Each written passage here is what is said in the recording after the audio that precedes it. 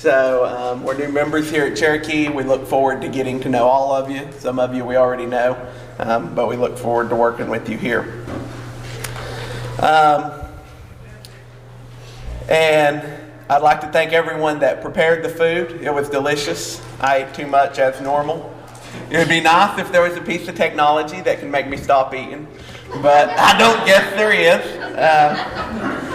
Maybe that's just self-control. God's already gave us that.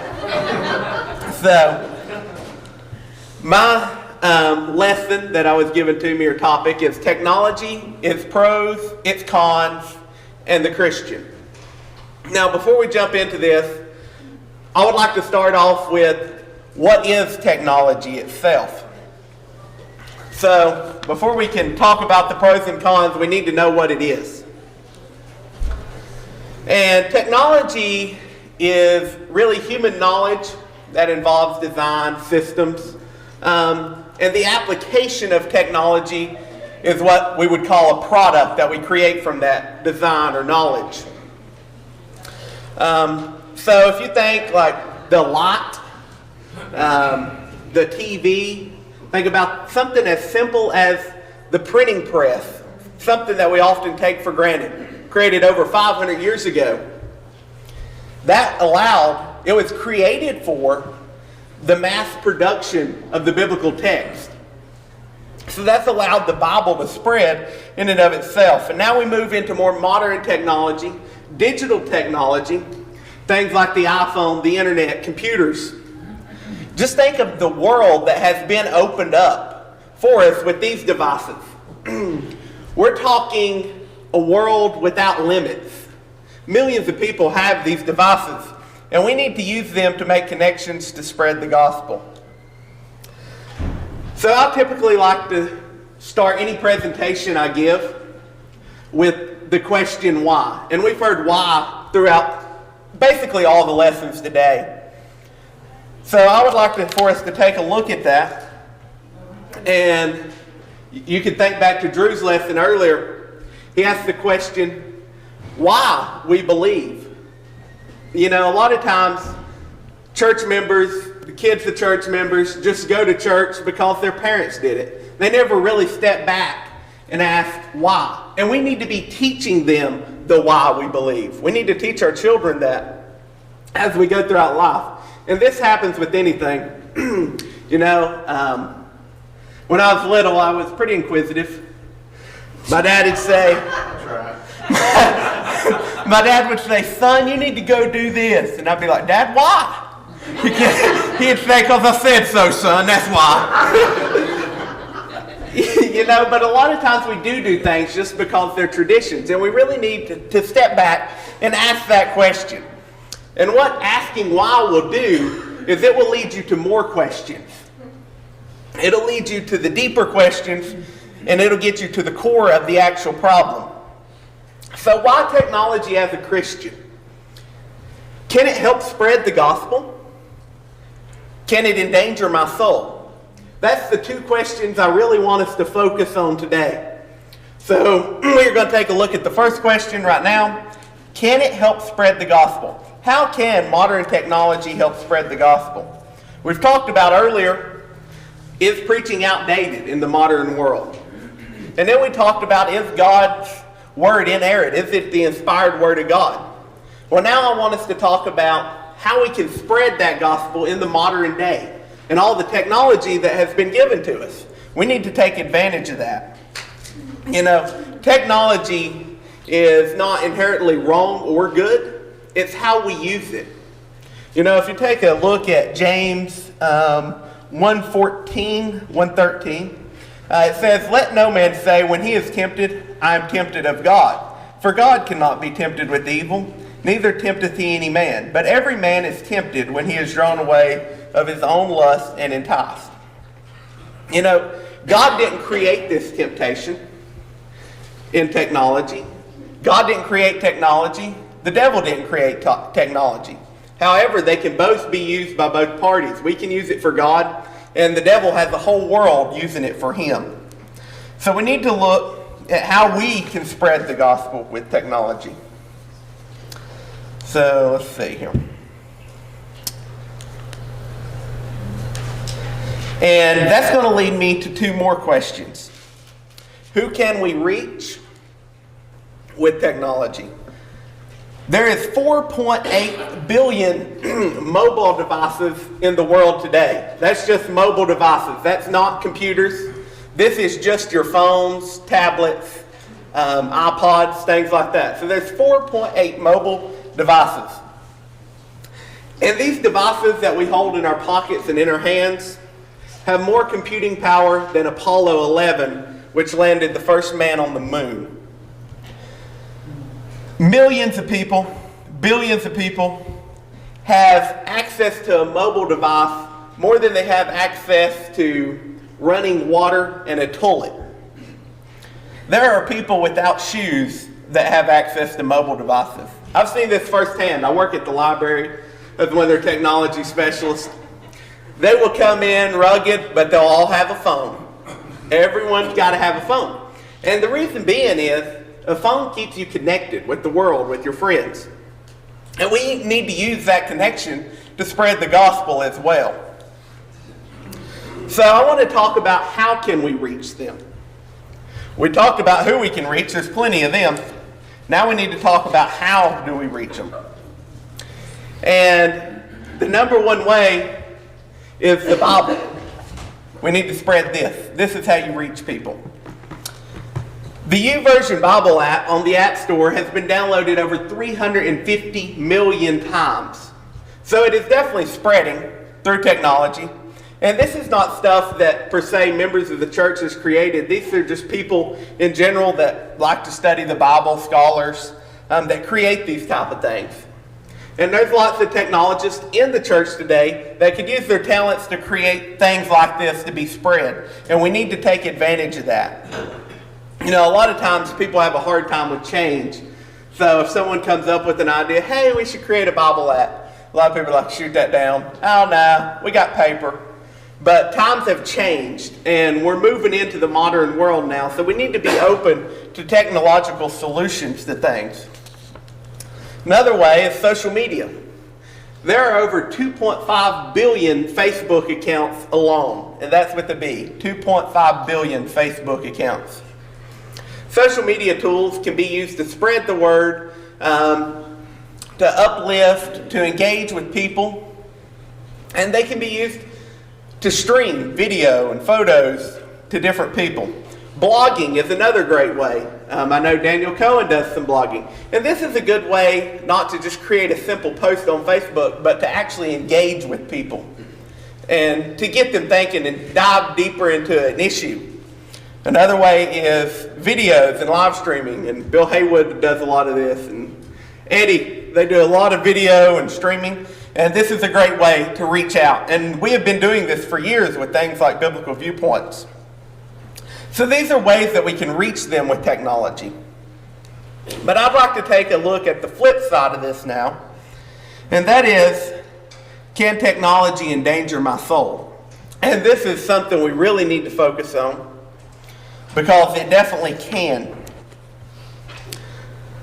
And the first thing that comes to my mind is time. How much time are we wasting with these technological devices that are not being productive, that are not uplifting people, that are not bringing people closer to God? How much time are we using there? And I like to call this section the social media heart check. Now, a lot of this is probably going to come to a shock to a lot of people. How much time are we using on Facebook? We're using almost 2 years of our life scrolling through Facebook. Instagram, almost a year.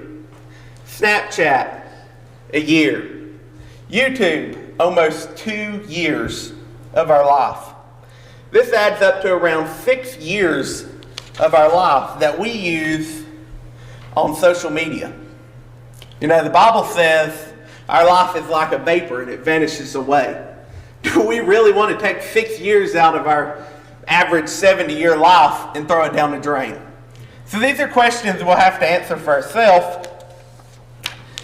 Do we really need to use social media as much as we do, or do we need it at all?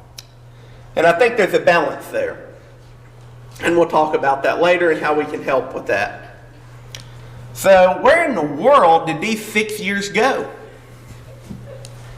Mindless scrolling. You know, people go out on a date, husband and a wife. Me and Axie's probably done it a few times. We'd sit there on Facebook, boy, that's cool. Neither one of us talk. You know, and a lot of people, especially in the newer generations, are so into their devices and things that are happening online that they don't even see what's going on around them. So we spend 6 years of our life in the mindless scrolling. Another thing we do is a lot of arguing that's useless on social media.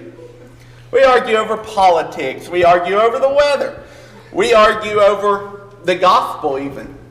And sometimes these debates are needed. However, some of these platforms I don't think are the right place for that type of engagement. What happens is a lot of times when you start engaging in, we'll use a debate, maybe over singing or whatever, and you start engaging in this debate and you're making good points, well then you have Billy Bob come in and switch the whole direction of the argument. So I mean, it literally makes every party in that engagement look like a fool. So we really have to be careful when we're arguing over social media.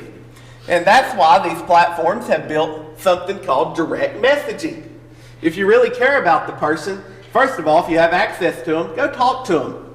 Talk with them in public. You can get that connection. You can read people's expressions just off of their body language. You can understand more context. If you're going to debate someone, go do it in person. If you don't have access to that, you have things like video chat, another technological advancement. You can talk to them that way, or you can direct message them. And like I said, almost everyone in the world has these devices to where you can at least video chat. So engage with them in more that way and don't let everyone in the world see what's going on sometimes. Another thing with social media that we're wasting a lot of time in is just a lack of productivity. You know, and the reason for this is just it takes a lot of our attention away. Like we'll be focused on something and then a notification will pop up on our phone and our focus totally shifts. So we might be in church and we hear our phone vibrate, well we better look at that. Well then a lot of times we're engaged in what just popped up on our phone and our attention is drawn away. So we have to be really careful of that, and it creates a lack of productivity. Even in a work environment, when you're sitting there, I write code all day long, so I'm writing code and something pops up on Twitter. Well, my focus has just been shifted. And a lot of times I'm into a problem. So when you're in that problem, you have a lot of context of that problem. Well, when your focus shifts, you lose all that context, and it can take 30 minutes to go back to where you were. So you really have to watch for that. Neglecting God and family. You're using that time, that 6 years, to neglect the people around you. God, you could be using that to read the Bible, study God's Word. A lot of people are just using that 6 years to seek validation. Just posting on Facebook random stuff, wasting time. That's basically what it boils down to. Fake news. Everybody's reading fake news on Facebook. And we'll get into that a little more too. So, we've looked at time. Let's take a little bit and look at the improper usage of some technology other than social media as well. So, as I said earlier, there are 4.8 billion mobile devices that we can use to engage with people with. Well, that 4.8 billion devices is also devices the world can engage people with, the devil can use to engage people with. And technology itself can become addicting. But there are a lot of addictions that technology enables.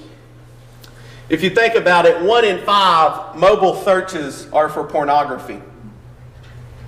68% of divorce cases started with an online affair.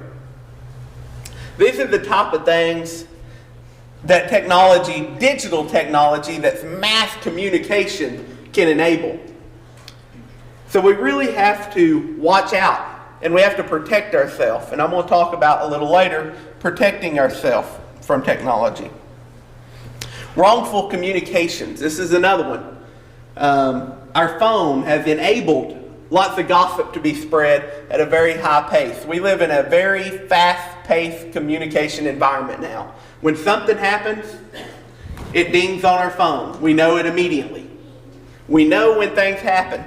And if something happens and it happens to be false, that information gets spread much faster. So we see a lot of wrongful communications, and that's the improper use of technology. So, how can I protect myself? You know, addictions. These are something we never want to start. You know, most alcoholics will tell you the first drink they take was the worst mistake of their life. That's when they become addicted. And it's the same way with online addictions like pornography. Researchers from Harvard and other scholarly universities have said porn's stronger than a lot of drugs in the world. So we really have to pay attention online. So the first thing I want to talk about in protecting ourselves is an app. If you have an iPhone, and I'll talk about Android here in a minute. Everyone knows I'm partial to Apple. But if you have an iPhone, built into the iOS operating system, your iPhone operating system, is an app called Screen Time. What Screen Time allows you to do is monitor and control the usage of different apps on your phone. So this app will allow you to say I want to only be on Facebook 20 minutes a day. You come up with that goal to only be on Facebook 20 minutes a day. You set it in Screen Time to say 20 minutes for Facebook. And when you reach that 20 minutes, it'll automatically come up a screen over Facebook, and it won't allow you to view Facebook anymore unless you type your passcode in. I mean, if you want to go around it, you can. Now, however, your children, you can set the passcode to where they don't know it. So you can monitor your children's engagement. Any of their devices are going to be linked to yours. So once they're linked, then you can monitor all their usages. You can only allow them to go certain places. You can only allow them to use apps for so long. So this is really helpful in protecting their time as well as your own.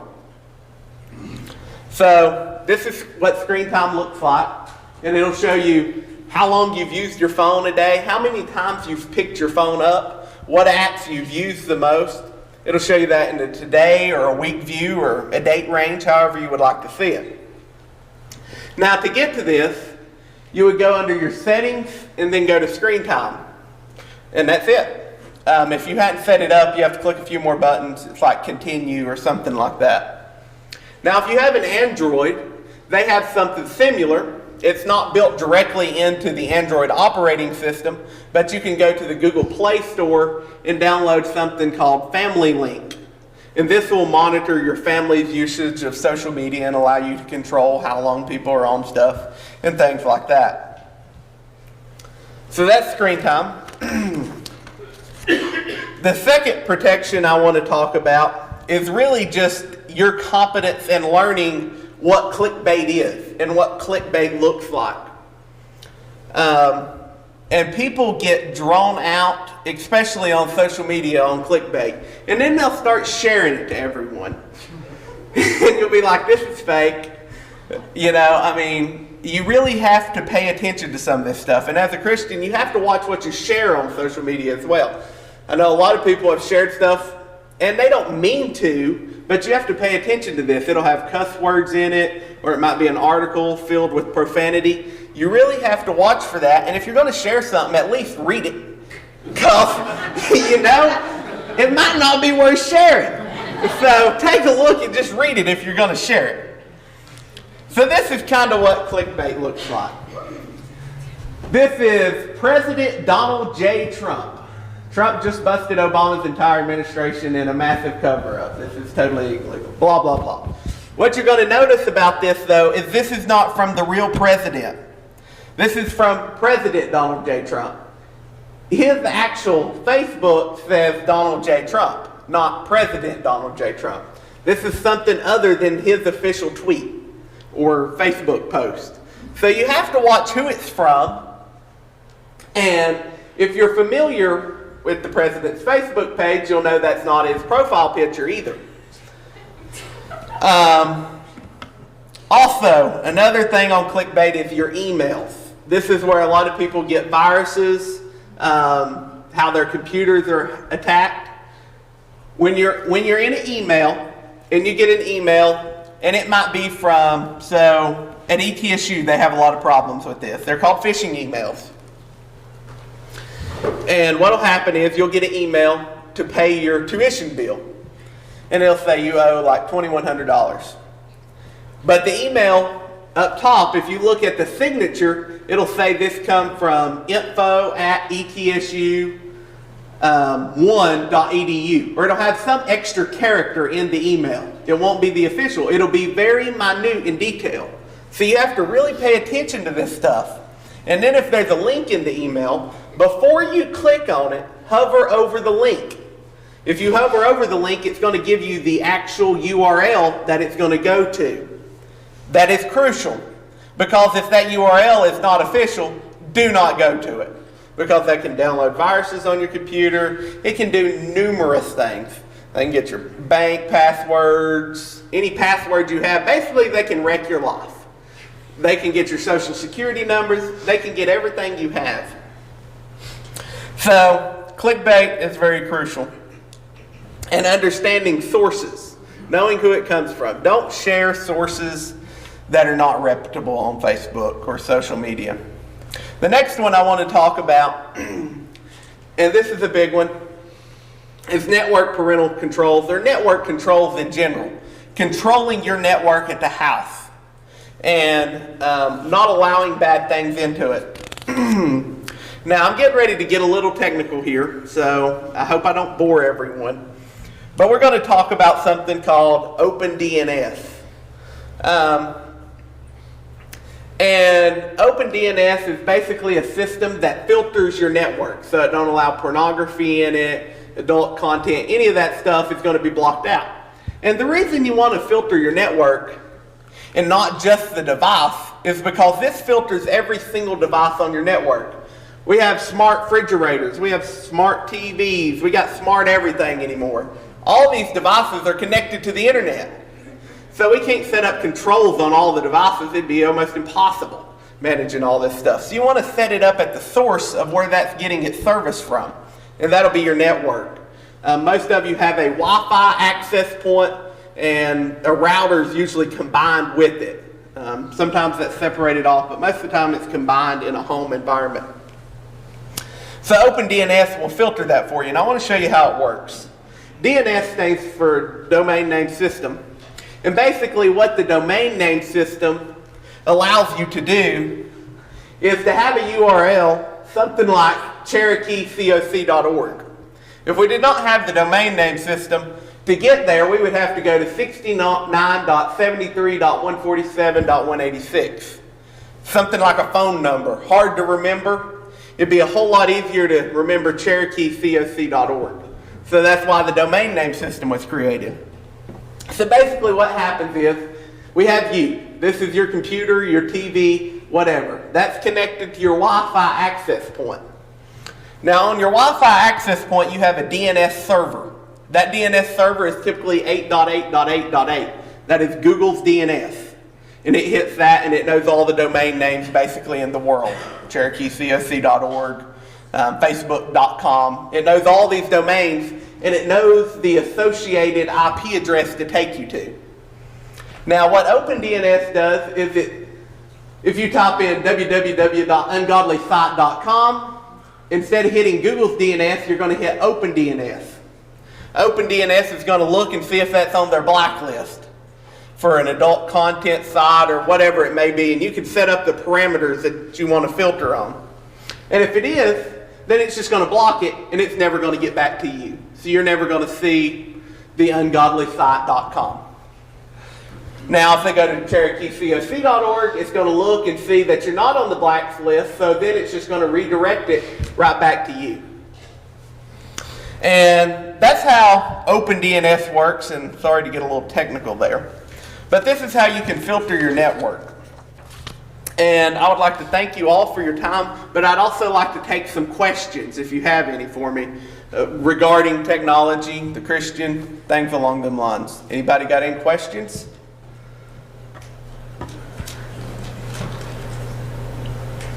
What are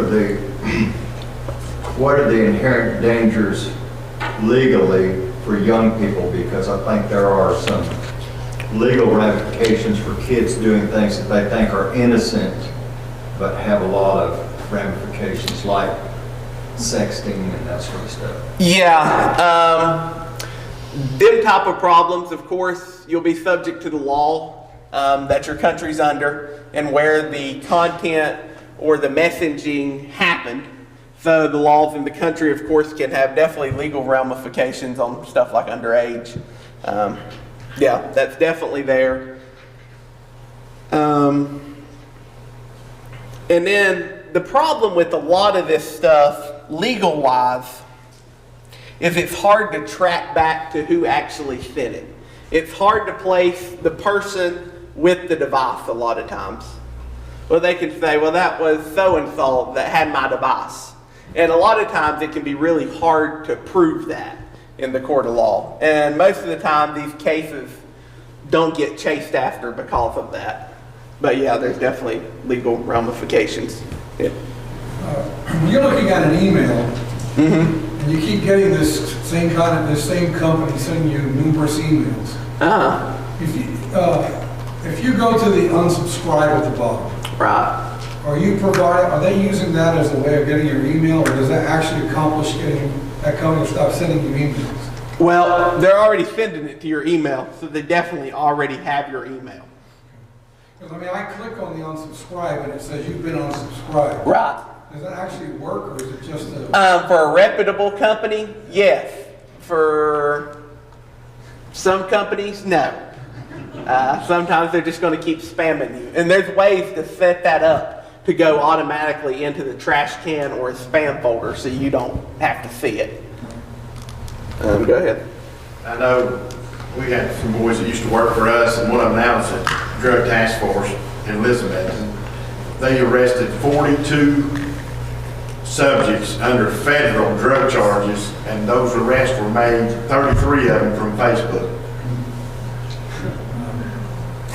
Yeah. And then in your Facebook, so whatever you're putting in there, they do have access, and the judge is more than glad to give them permission to do it. Yeah, and Facebook can be subpoenaed, and all the information you have on there can be gotten. Now, go ahead, Teresa. How do you get that domain system thing? OpenDNS? Yeah, how If- do you get that to work on your phone? Like your phone is, you understand what I'm trying to ask? Yeah, you can actually set your DNS server up on your phone. Now that's pretty complex. Because, you're out there in the wide open world and, you get your email on your phone and, it's just... Yeah, and the problem with that is you're connecting to different networks. So you're connected to cell tower over here and then a cell tower over here, and them are different networks and they have their own DNS servers. However, you can set up a DNS server directly on your phone. Well, I got an Apple, can you do mine? Yeah, I can play with it. Hey, I saw another hand back there. What kind of protection is afforded if you use a VPN range for all your devices? Alright, so what a VPN, that's a virtual private network. What a VPN does is allow you to reroute your traffic to a different location. So say I have an address at my house, 192.168.1.1, that's the make-believe address. And then VPN, maybe it has an address of 96.25.101.1. Well, you can take your address and VPN into that address. So when you hit a website, it looks like it's coming from the 95.26 address. So it looks like it's coming from a different IP than what you actually are. Basically, you're using the internet on a device that's not yours. So it gives you some like anonymous browsing, per se, because they don't know the exact IP you're actually using. You're in a different network, and it's a virtual network. So does that give you a lot of protection from a lot of this stuff you're concerned about? Not necessarily. It's going to slow down the tracking that a lot of companies are doing. So it's going to make them harder for you to track, harder for them to track you because they don't know the actual IP address you're on. So they're not being able to gather your location information. So if I'm on a VPN and I'm sitting here, so if I'm using my phone regularly, it'll show me being in Johnson City, Tennessee. If I'm on a VPN, it might show up me being in Oregon. So if Google sees me in Oregon, they can't track my location that way. But as far as protecting you from pornography and things like that, no. You have to have some type of filtering. With the DNS, there's things you can also plug into your routers that can filter as well.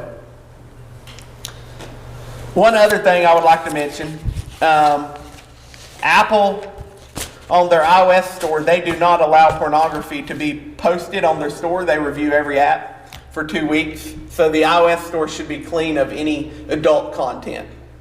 So that's good as well. The Google Play Store is not near as strict on that. However, you can open up a browser if it's not filtered.